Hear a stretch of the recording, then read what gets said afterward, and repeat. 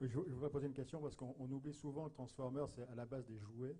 Alors j'aimerais savoir à tous les deux quels étaient les jouets de votre enfance. Est-ce que c'était Transformers ou est-ce que vous avez d'autres jouets favoris? Well, obviously, one cannot forget that Transformers is based originally on toys. So he would like to know which toys were you playing when you were growing up? Megan, what were your toys? I played with dolls. I had Barbies, but they were all headless. Like I decapitated all of them. So I was a girl, but I was a sick little girl. All right. Alors donc, vous l'avez compris pour Megan, c'était les poupées type Barbie, sauf que elle les décapitait volontiers. Donc j'étais une fille, dit-elle, mais une fille un petit peu barjot, quoi. Et what about you, Shia? I played with sick little girls. Et lui, bien sûr, jouait avec des filles un peu barjots.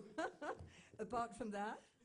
Apart from that, I don't have a more interesting answer. Franchement, c'est ma réponse la plus Transformers. I had a triple changer. I had a Bumblebee triple changer, so you could transform into a couple things.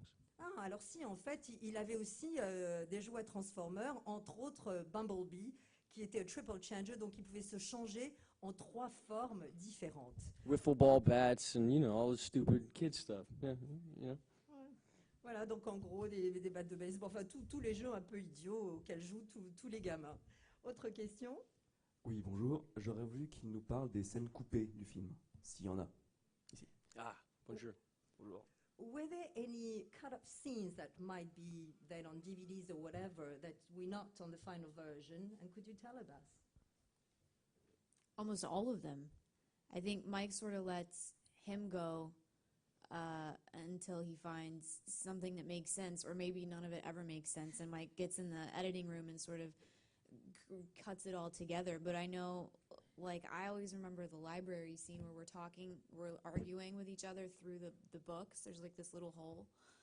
He lets you go for like an excruciatingly long time, and to the point where I couldn't finish the scene because I was laughing too hard and I was too distracted. So I think there's a lot of footage left on the cutting room floor that might end up on DVD.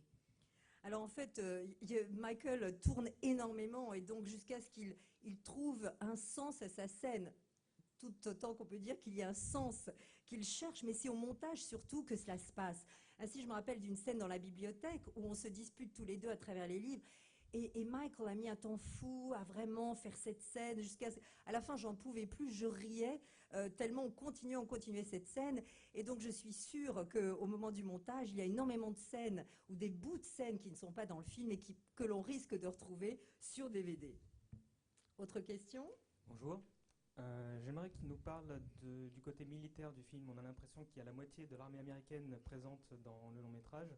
J'aimerais savoir comment s'est passé les rapports avec les militaires. Merci. Well, this is a question about the military aspect of the film. I mean, it seems on certain scenes that half of the US Army is literally in your film. I mean, how did you work maybe with some of the military forces present or not? I got a couple interesting stories about this. You're going to have interesting answers. I remember when we filmed on a Navy battleship carrier called the USS Stennis, and they were in the middle of war games for the Persian Gulf.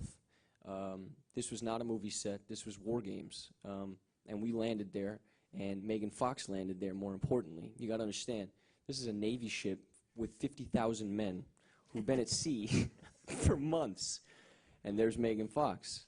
Now, that's a tough scenario for a woman. I remember you were staying in the captain's quarters, and they're very respectful, of course, but you know the look. there's a look. You want to speak on that? No, No? okay. All right. Well. Alors voilà, j'ai en tout cas une anecdote quand on est arrivé évidemment sur ce bateau militaire, cette base navale qui était en plus en plein entraînement par rapport au golfe Persique et à la guerre. Et imaginez nous deux débarquant. Quand je dis nous deux, imaginez surtout Megan Fox débarquant sur ce bateau, parce qu'il y avait quand même 50 000 militaire qui était en mer depuis de longues semaines. Donc c'est plutôt un scénario assez difficile pour quelqu'un comme Meghan. Mais alors la plupart du temps, attention, ils étaient très respectueux et Meghan restait dans les quartiers du capitaine. Mais il y avait, vous savez, ces regards, mais toujours très respectueux.